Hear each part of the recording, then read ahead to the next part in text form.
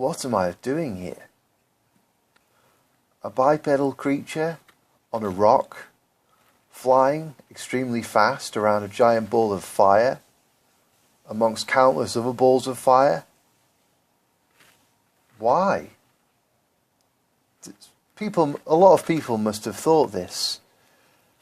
And sometimes, if I wake up after I've had a bad hangover or something, and I look around and I think, well, where am I? What's going on? I remember something that Terence McKenna said once. When you're trying to build up your picture of reality, you should do it very, very tentatively. And begin with the body. This is the first thing that you really have direct experience of. You know about your skin, you can touch it, you can clench your hand. And it's kind of interesting that these are some of the most direct and primal experiences people have, and yet science is still a long way away from being able to explain how someone clenches their fist. How is it that one can think something and then make the matter move? So, I think people naturally are curious. I think animals are naturally curious as well. And okay, so basically, I'm going to talk a lot about my opinions about some sorts of issues about, well, metaphysics, I suppose, reality and creation and stuff. But I want to stress that I'm not really very smart, and I haven't read thousands of books on these subjects, so a lot of these opinions are my own. I'm kind of dyslexic, so I don't read that many books. So a lot of these are either stuff I've heard but people say on YouTube, or my own views. Anyway, it seems to me that curiosity isn't just something which animals have evolved to have just to stay alive. I mean, I think curiosity is perhaps one of the most important aspects of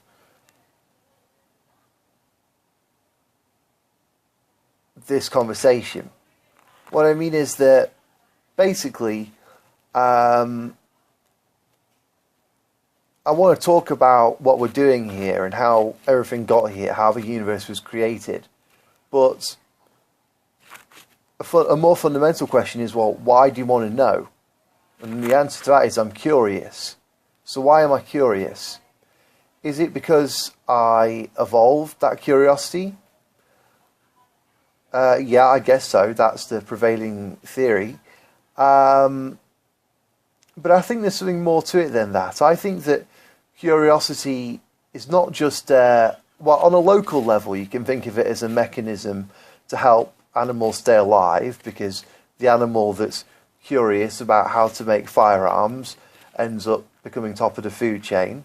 But it's more than that, because I think curiosity allows us to develop new things and essentially helps us to increase the amount of diversity of technology, arts, etc. And I think that is, in a way, something which life does. It's like a kind of, can't exactly call it a force, but it's like a natural selection has the effect of constantly making animals fitter and fitter over time. Well, I believe that there's some other kind of mechanism at work which has the effect that it always makes nature, and perhaps even the whole universe, more and more complex over time. I think it's just a certain feature of the type of universe we're in, that it complexifies over time. It starts off, if you buy into the Big Bang Theory, as a very kind of dull single point, and it spreads out and crystallizes, and kind of like the patterns of ink near the outside of a stain, if you throw a bottle of ink at a wall, we find that at the extremities, quite far away from where the Big Bang happened, we have all these wiggly, complicated patterns, like the things that we see around us in everyday life in the world. Look at this view, I can see it in my tablet behind me, all these trees and the sky. There's a song called Willful Suspension of Disbelief by Modest Mouse, and I think some of the lyrics are: the sky doesn't ever end, the air just gets much thinner further up.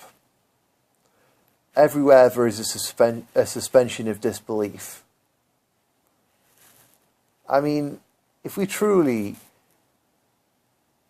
start to think about what's in this picture behind me, all of these trees with all of their millions or billions of microorganisms crawling around in them, the sky, which just seems to go on forever, trillions of stars, it's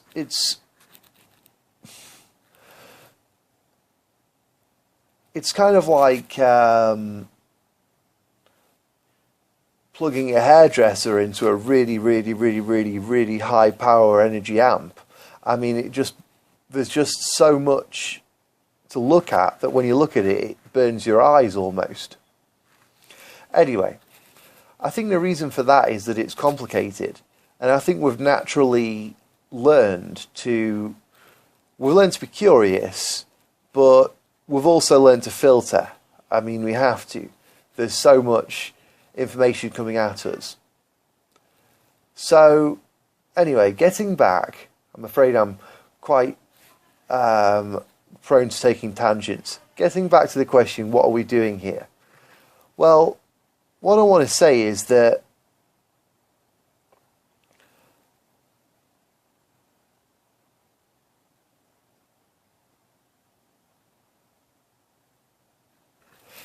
I think that this feeling of what am I doing here isn't just some inbuilt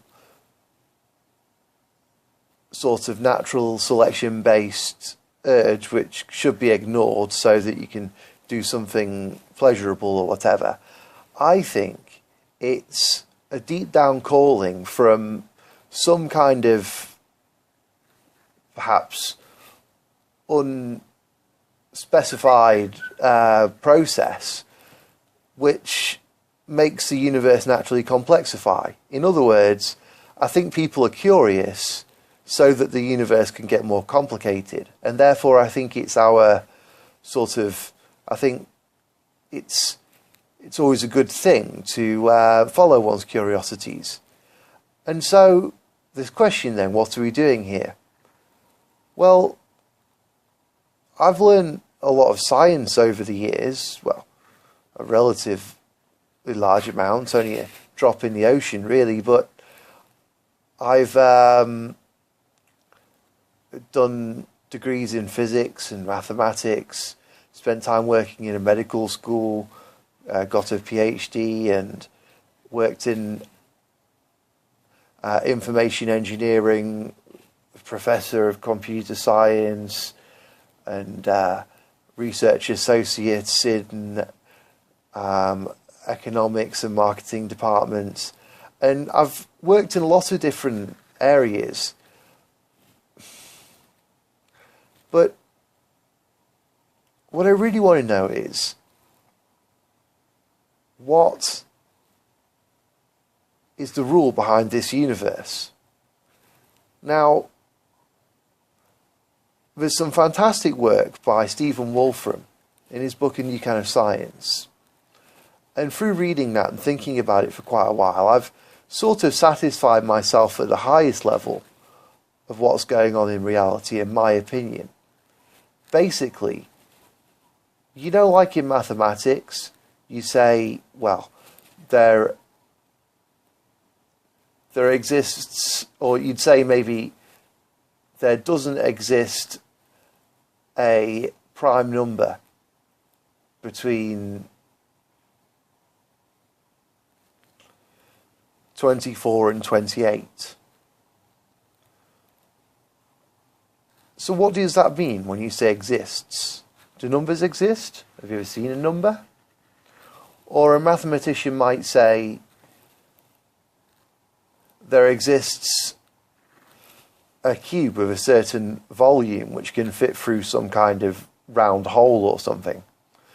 Do they mean that cube actually exists? They obviously don't mean that it exists in the physical universe, because you can say a lot of things exist in mathematics, and let's subscribe to the kind of standard view of the world.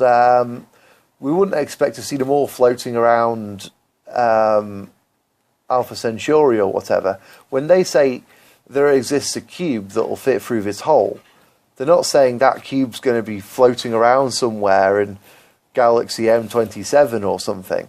They're saying that object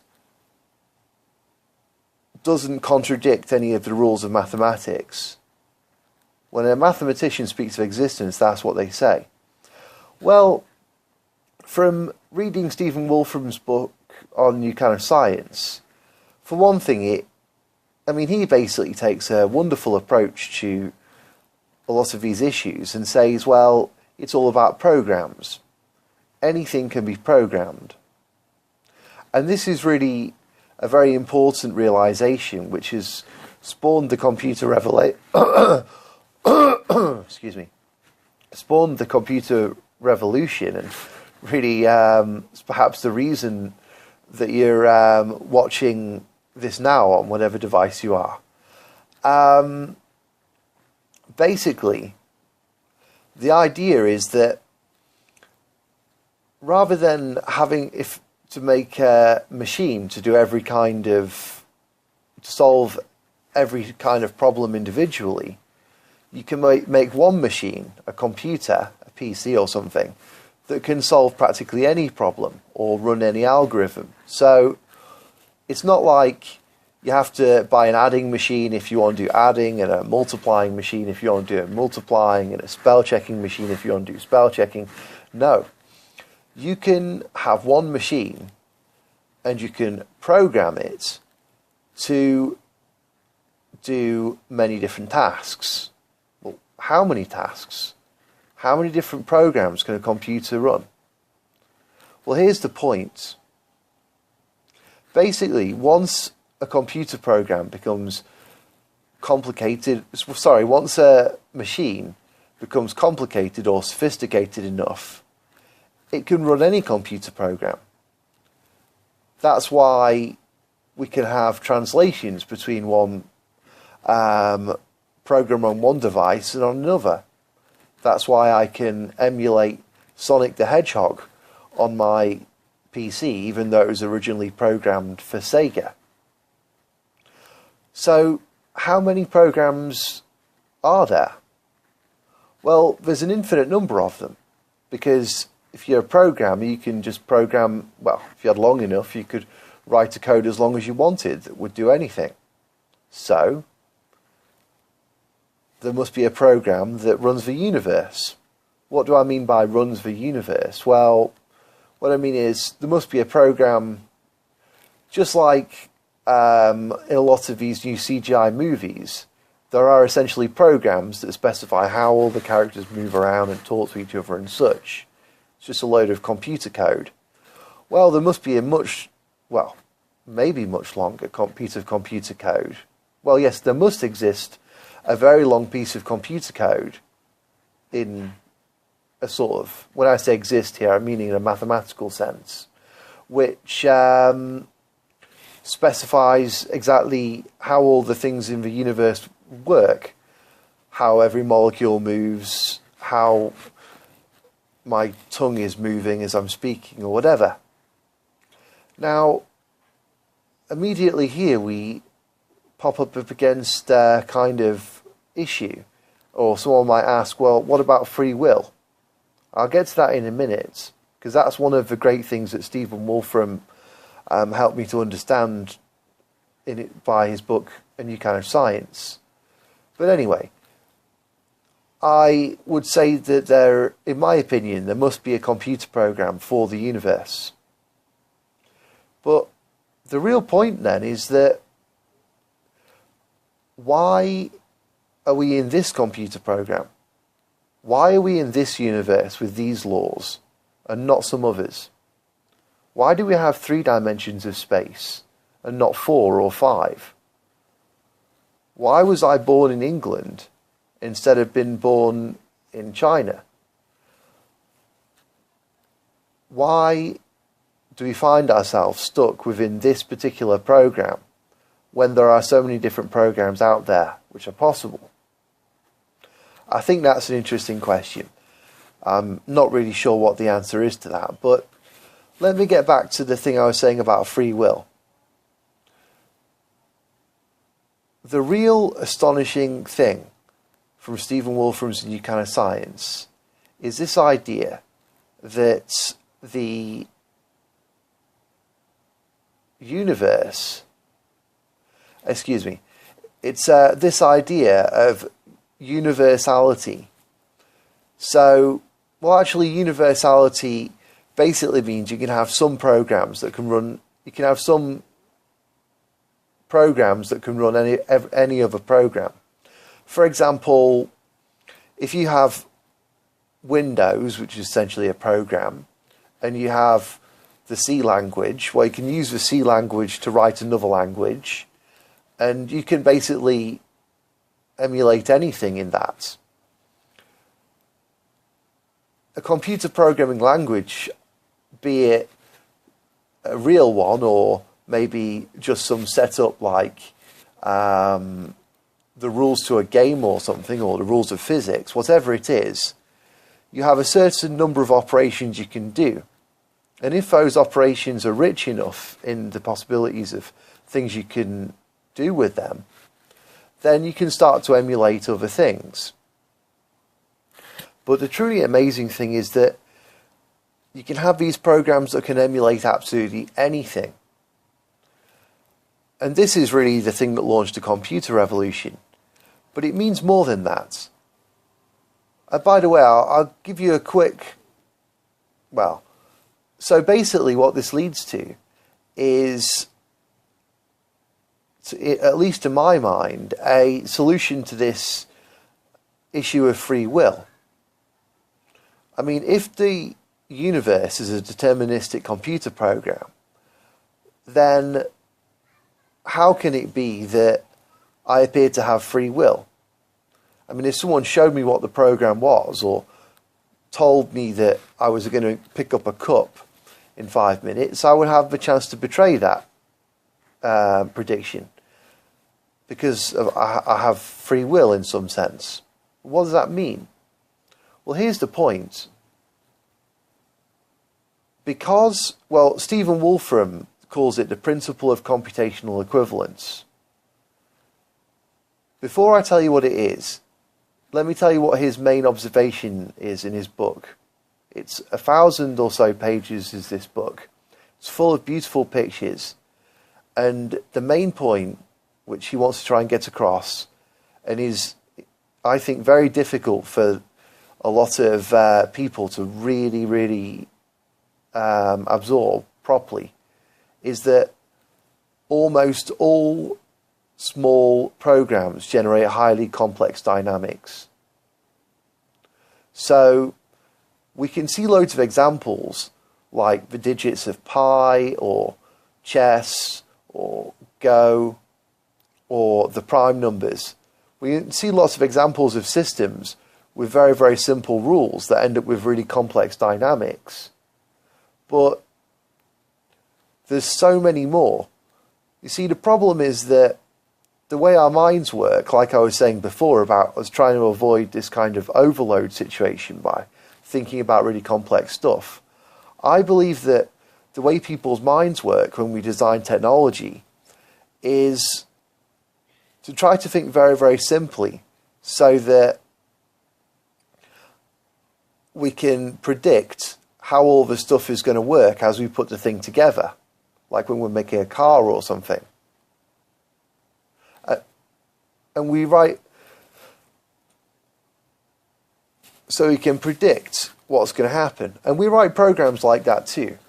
So, for example, when a programmer's going along and they say, okay, now I want to write something that's going to sort out this list. And so they do some coding, and they think of a nice, simple list sorting process that they can imagine how it works and prove that it works and so forth. And so they're only sampling a tiny, tiny, tiny fraction of the number of possible programs out there, the kind of programs that monkeys at typewriters would generate. But here's the fantastic thing that Stephen Wolfram discovered. If you just look at small randomly written programs, they're almost always generating highly complex and interesting dynamics. I mean, chess is a great example of something with really simple sort of primitives that can be highly complex. And if you change the rules of chess a little bit, let's say you made it so that knights can jump 3 squares in one direction and 1 square in another direction, the game would still be immensely complicated. And if you do lots of other random perturbations to the rules of chess, it would still be massively complicated. That's the best way I can think of to try and convey this important observation that almost all simple programs cause highly complex dynamics. The chess sort of example is the easiest one I can think of to convey it to you without showing you a load of pictures of things like cellular automata running. But it's very important. It's important for so many reasons. I'll talk about the notion of computational equivalence now. So here's the idea then. If almost all processes with simple rules have very highly complex behavior, then they probably have behavior which is so complex that they essentially act like universal computers. And that's why we can't understand them, because our brains, ourselves, our mathematics, are all similarly just equivalent to universal computers in their complexity level. So, in other words, if I'm stood there looking at a waterfall, there's a kind of battle going on between me and the waterfall. I want to use my brain to try and figure out what the rules behind the waterfall are, and then run those rules faster than the waterfall is running, and look at the answer and then get a prediction before the waterfall does what it does. But if the waterfall's dynamics are as complex as the dynamics of all the kind of neurons firing in my brain and such, then the observer and the observed are on the same footing complexity-wise. So there's absolutely no way that I can outrun the computations being done by this waterfall. For all I know, the way that water's trickling down that waterfall is essentially, it could even be the same thought process that I'm having while I'm trying to figure out what it's doing. Maybe, I know it sounds crazy, but maybe it could be running another program which is just like my thought process, except at the end of it, my thought process leads to the conclusion that this water drop goes to the right, and its program is the same, except it leads to the conclusion that the water drop goes to the left. Okay? If universal computation is prevalent among many processes with simple rules, then it's very hard to understand things. I think this is what we see in the world. Stephen Wolfram calls it computational irreducibility. And I think it's a very important thing to understand. I mean, look behind me at all of these trees and things. I think some biologists said that it's absolutely incomprehensible that biologists will ever understand how a single blade of grass grows, because there's so much going on, so many tiny cells doing interactions with each other in so many complicated ways. Now, biologists are understanding the things that are happening on a local scale in a kind of reductionist approach, but the magic is what happens when you put all those things together and you get this kind of emergent behavior, this kind of complexity that's, well, it's, in my opinion, it's sort of the breath of consciousness in a way. So how does all this lead back to my original question of where are we? What are we doing here? And why are we only in this computer program? Well, I've got a really wacky answer to that question. I'm not sure I believe it, but I think it's worth saying it just because it's wacky. Could it be that actually we're in every single computer program? Could it be that actually every single process is running simultaneously, and all of these programs are running, and although at the moment I have the experience of being me, simultaneously there's another conscious being who's having the experience of being some purple blade of grass on an orange planet in a different universe. Could it be that every single grain of dust is imbued with a similar kind of consciousness and has this kind of I am quality to it? To be quite honest with you, I can't see any other answer because of symmetry breaking. I mean, I think one principle we really have to cling to is that of symmetry. If two things look the same and the same thing happens to them, then they should act in the same way. I don't buy all this sort of injected quantum randomness or whatever. I think that things are deterministic. I might be wrong, but I choose to look down that road. And so in that case, we have all of these asymmetries to explain. Why do we have 3 dimensions instead of 4? Why am I living in England? Why was I born in England instead of China? Well, the only way to answer that without violating symmetry is to say, well, I was born in China. We do have 5 dimensions. All of these things which are said to so-called exist in mathematics actually exist in reality. And reality is the multitude of all possible programs, all running simultaneously. So that's my kind of metaphysics argument out of the way. What about our actual universe? Well, my belief is that there's a deterministic program that runs it. I imagine it could run something like, and I am sort of, my ideas about it are a sort of hybrid of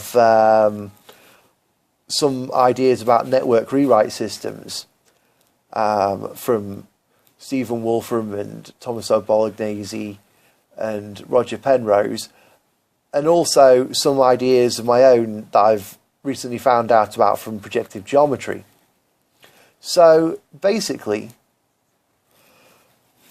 I think that there's, one possibility is that there's some kind of network rewrite system where you start off with some small network, there's some simple rules, and it ends up generating this big network which keeps growing and growing and growing.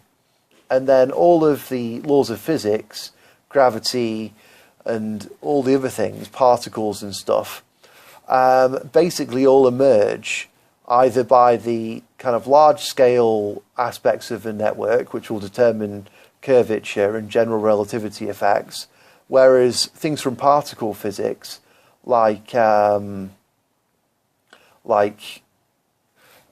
protons and things running around, they could be represented by kind of particular motifs within a network that move around due to all these local updates that are going on everywhere.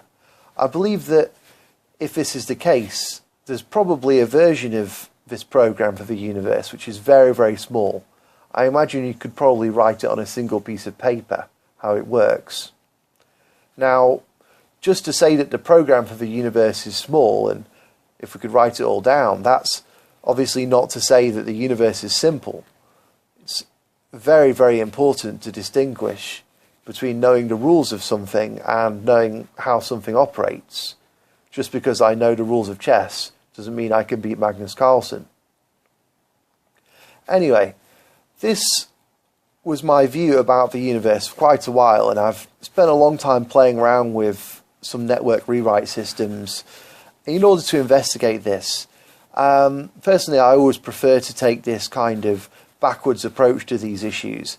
Instead of saying, let's look at the universe and try and figure out what kind of rewrite system it is, I'd rather say, let's look at a load of random rewrite systems and see if any of them produce behavior that we see in the world.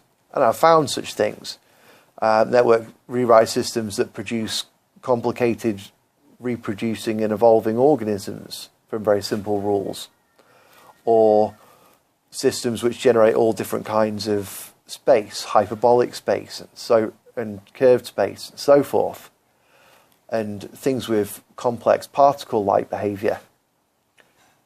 But have I actually found our universe? Well, I mean, that's a very hard question to answer, right? I mean, if you have some simple program, say one of these network rewrite systems, and you run it for a bit, and you say, okay, maybe is it our universe? And perhaps you could ask, well, does it generate a network that has properties similar to 3D space? Well, unless you've run your program for a hell of a long time, you're not going to know that.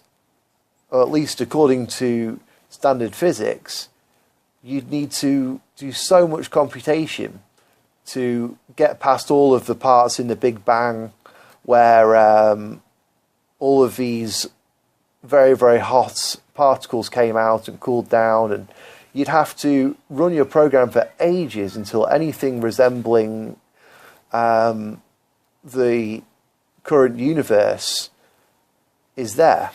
So in other words, you probably have to run your program for universal timescales in order to actually figure out that you've got the right program. Who knows, maybe that could actually be some kind of theorem that it's impossible for the inhabitants. Who knows, maybe that even could even be some kind of principle, but it's impossible for the inhabitants of a universal program to determine the smallest, most compressed writing of that rule. Perhaps this is something which is maybe God didn't want us to know how his universe works if God exists. But anyway, recently I've been a little bit more influenced by projective geometry. I have to say that since learning about ideas like polarity, the duality, the idea that points and lines have equivalent functions in the plane, in a sense, and especially these ideas of polarity, how an ellipse and a hyperbola are basically the same thing in projective geometry, how concepts of interior and exterior and lines and points can all be flipped round. So there's this whole kind of dualistic aspect of the theory. To see all this, it really, for one thing, to be quite honest, it gives me a kind of warm feeling inside, like there's just something about these ideas that when you encounter them, they just, at least to my mind, they just sort of seem to ring true. I mean, without proof or whatever, they're joyous. And it's quite surprising that through all of the academic stuff I've been through, I wasn't exposed to projective geometry until only about 2 years ago. I'd studied loads and loads of theories. And so now I'm thinking just maybe it could be the case that all of this stuff in projective geometry could be used to help explain some things in quantum mechanics.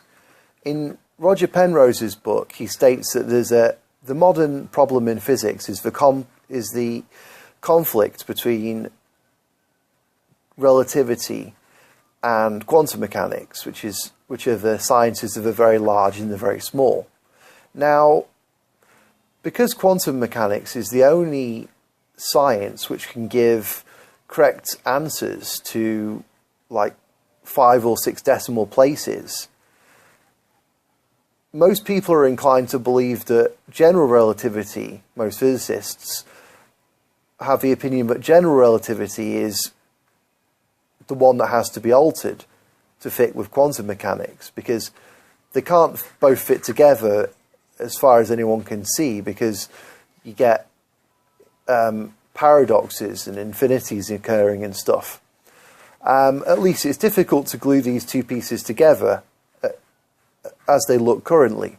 And so most people think that it's general relativity that needs to be deformed, and that it's just a large-scale approximation. But general relativity is an extremely beautiful theory which came from Einstein in a very sort of logical way, like a tree goes from a seed.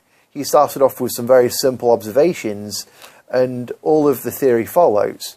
On the other hand, quantum mechanics is essentially, in my opinion, I'm being a little rude here, but in my opinion, it's a big bag of observations.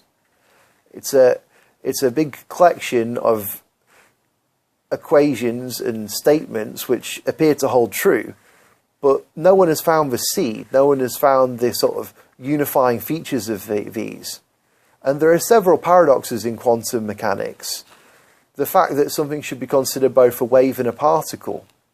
I wonder if the point line duality or the point plane duality in projective geometry might be able to help with that. I was having a very interesting conversation with a man from the Netherlands today, and we're talking about projective geometry. And one of the interesting things about projective geometry, in fact one of my favourite things about it, is that it doesn't require any measurements. In projective geometry you just have lines and you just have a straight edge, and you could make some points and some lines. Or you could have things in 3D, but the point is you don't have metrics, you don't have distances. All of those things are kind of secondary. So you can prove things in projective geometry which only use, in 2D, which only use a straight edge. And then those things will be true in Euclidean geometry, which uses a straight edge and a compass.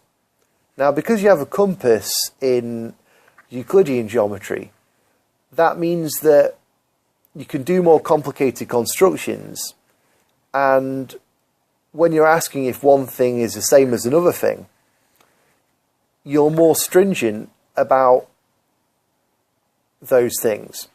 For example, in Euclidean geometry, if you have a triangle and then you move the triangle to the left, you still think of it as the same triangle. So you're allowed to do transformations and you still say the object's the same. In projective geometry, you don't have a compass and you don't have any way to measure distance. So if you have a triangle of one kind and a very different looking triangle, I would say a right angles triangle and an isosceles triangle, well, in projective geometry they're both essentially the same. And so projective geometry facts are true in Euclidean geometry, it's kind of the root of geometry. And such things are also true from projective geometry. They also hold true in hyperbolic geometry, in the curved spaces which are created, for example, in general relativity theory. So really, projective geometry is kind of like, it shows you how space can be sort of born, if you like. And by studying that, one of the things about it is this point-line duality, that points and lines, or if you're in 3D, points and planes, are absolutely identical from a logical standpoint. Well, not only does this seem very eerily similar to the wave-particle duality of quantum mechanics, it may also, as this man Dirk from the Netherlands suggested to me, it may also explain the problem of quantum entanglement, non-locality, where two particles distantly separated in space can influence one another. You see, if we really have projective geometry behind everything, and it really is behind everything in a mathematical sense, if it is so in the universe, then perhaps this point-line duality could help explain non-locality, and might even suggest that the metrics which we use, the distances and things, are not really the fundamental things in our universe. I wonder if it could even be possible that in some sense these metrics don't really exist, and actually we're living in a sort of projective geometry reality, and somehow these metrics are being imposed kind of like a movie on a projector screen, and may even, well, we know that they can vary due to the movements of planets, but perhaps it's more complicated than that. Anyway, just a few thoughts for a sunny afternoon.